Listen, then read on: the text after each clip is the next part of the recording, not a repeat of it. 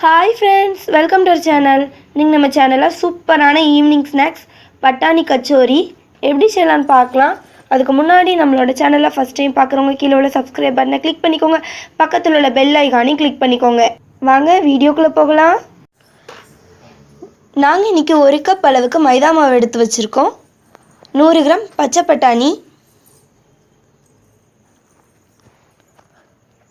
ஒரு பச்சை மிளகாய், ஒரு சின்ன துண்டு இஞ்சி, உப்பு தேவையான அளவு. ஃபஸ்ட்டு நம்ம கச்சோரிக்கு மாவு ரெடி பண்ணிடலாம். மாவு ரெடி பண்ணுறதுக்கு ஒரு பாத்திரத்தில் நம்ம எடுத்து வச்சுருக்க மைதா மாவு சேர்த்துக்கோங்க. உப்பு தேவையான அளவு அதையும் இதில் சேர்த்துடலாம். இதில் கொஞ்சமாக எண்ணெய் சேர்த்துக்கலாம். இப்போ அது நல்லா கலந்து விட போகிறோம். இந்த மாதிரி நல்லா கலந்து விட்டுக்கோங்க. இப்போ இதில் தண்ணி கொஞ்சம் கொஞ்சமாக சேர்த்து நம்ம சப்பாத்தி மாவு பதத்துக்கு கலந்து எடுத்துக்கலாம். தண்ணி கொஞ்சம் கொஞ்சமாக சேர்த்துக்கோங்க.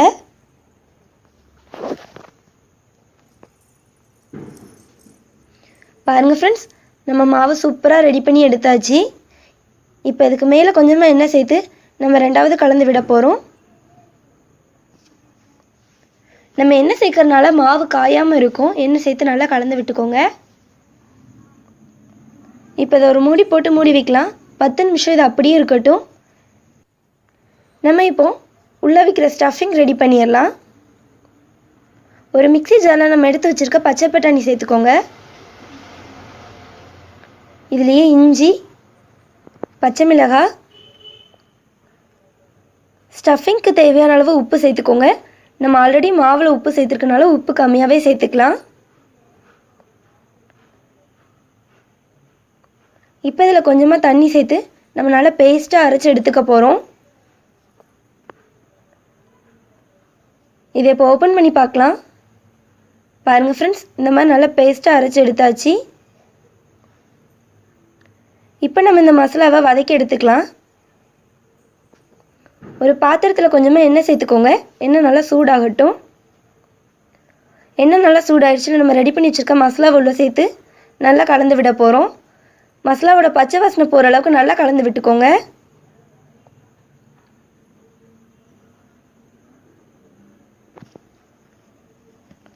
மசாலாவோட பச்சை வாசனை போயிடுச்சு. இப்போ இதை எடுத்து வெளியே வைக்கலாம். 10 நிமிஷம் ஆயிடுச்சு. நம்ம மாவை ஓப்பன் பண்ணி பார்க்கலாம். பாருங்கள் ஃப்ரெண்ட்ஸ், நம்மளோட மாவு நல்லா சாஃப்டாக கிடச்சிருக்கு. இப்போ இதை நம்ம குட்டி குட்டி பாலாக உருட்டி எடுத்துக்க போகிறோம். இந்த மாதிரி உருட்டி எடுத்துக்கோங்க. இதை இப்போ விரித்து விடலாம். நம்ம ரெடி பண்ணி வச்சுருக்க மாவை விரித்து விட போகிறோம். கையை வச்சு இந்த மாதிரி லைட்டாக விரித்து எடுத்துக்கலாம்.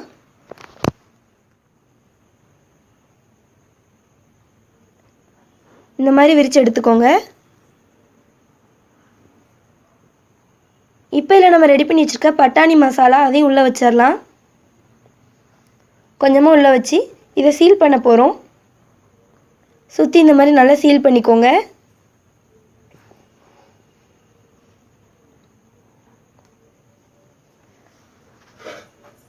இப்போ இதை நம்ம விரித்து விட போகிறோம்.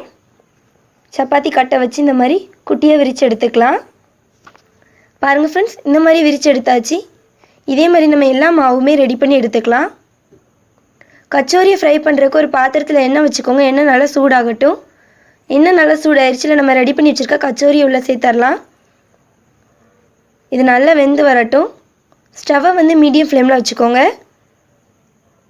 பாருங்கள் ஃப்ரெண்ட்ஸ், நம்மளோட கச்சோரி சூப்பராக ரெடி ஆயிடுச்சு. இதை எடுத்து வெளியே வைக்கலாம். பாருங்கள் ஃப்ரெண்ட்ஸ், நம்மளோட பட்டாணி கச்சோரி எந்தளவுக்கு சூப்பராக ரெடி ஆயிருக்குன்னு. ரொம்ப ரொம்ப ஈஸியாக செய்யலாம். டேஸ்ட்டும் சூப்பராக இருக்கும். நீங்களும் செஞ்சு பாருங்கள்.